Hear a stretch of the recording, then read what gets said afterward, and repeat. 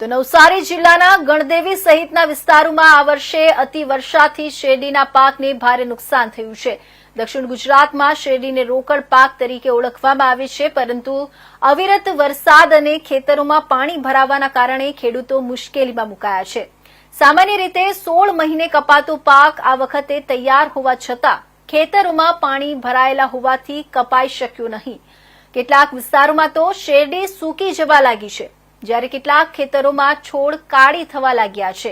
શેરડીની ફસલમાં થયેલા નુકસાનથી ખેડૂતોના રોજિંદા ખર્ચા અને લોનની ચૂકવણી પર પણ અસર થઈ રહી છે।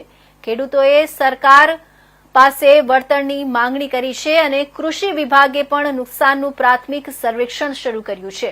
આબોહવા પરિવર્તન અને અનિયમિત વરસાદને કારણે ખેડૂતોની ચિંતા વધતી જઈ રહી છે।